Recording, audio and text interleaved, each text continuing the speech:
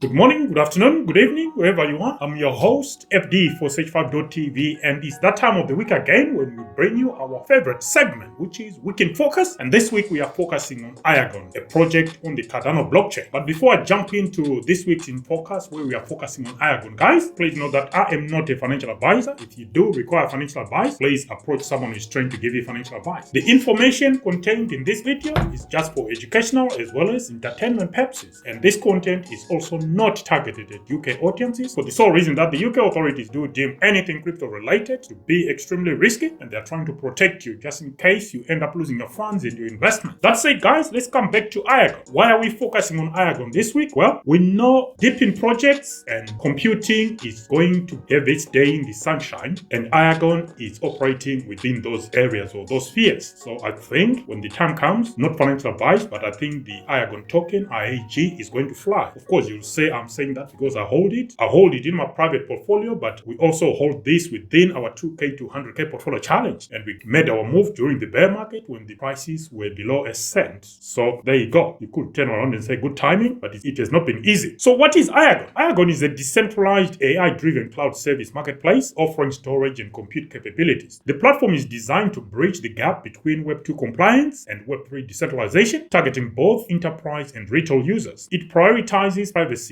security, and operational sovereignty while maintaining a compliant framework. Some key features for Iagon include secure and compliant data storage, where Iagon provides full compliant and distributed data storage solutions. The system is also tailored to meet privacy regulations such as GDPR, ensuring sensitive data is securely managed. The next feature is that it is compatible with multiple blockchains. It supports multiple blockchain ecosystems including Cardano, Bitcoin, Hydra heads, thereby allowing seamless integration for various decentralized projects. Moving on to another feature, which is compute and AI integration. Iagon powers AI agents and supports zero-knowledge proofs computation or ZK-proof computation. It offers distributed compute capabilities tailored for enterprise and decentralized applications. So you can see some very strong key features there. Moving on to Web3 infrastructure, which is another feature. Iagon is positioned as the infrastructure for scaling Web3, enabling enterprise to adopt decentralized solutions without sacrificing compliance. Because you know, with businesses and enterprises, compliance is their number one priority because they want to operate, make profits while remaining in compliance with existing rules and regulations. And the final key feature we're going to feature in this video is Node Marketplace, which Iagon also provides. Iagon is introducing a Node Marketplace which could revolutionize decentralized storage and compute markets by providing scalable, reliable, and autonomous cloud services. So those were the key features. What about the competitors? Because Iagon does not exist in a vacuum. Let's start with the Web2 competitors. These are traditional centralized cloud service providers that dominate the current market. Here you're looking at something like Amazon Web Services or AWS, which is a market leader in cloud services offering scalable compute, storage, and network solutions. Microsoft is another Web2 competitor, and Microsoft Azure provides cloud services with a strong focus on enterprise solutions and compliance. And let's not forget Google Cloud, which is known for its innovative services in AI and data analytics. So some challenges for Web2 competitors though. When it comes to market dominance, Web2 platforms have a massive user base, mature infrastructure, and deep pockets for R&D. So that is one challenge that is being posed to the likes of Iagon from these Web2 competitors. Enterprise trust. Many businesses prefer centralized services for their perceived reliability and customer support, because in Web3, usually there is no customer support to call because everything is decentralized. Web2 also provides what others might want to call hybrid solutions, where Web2 providers can offer hybrid solutions that incorporate elements of decentralization, which may reduce the need for fully decentralized platforms like Iagon. So those were the challenges. Moving on to Web3 competitors, there are quite a few. We are just going to highlight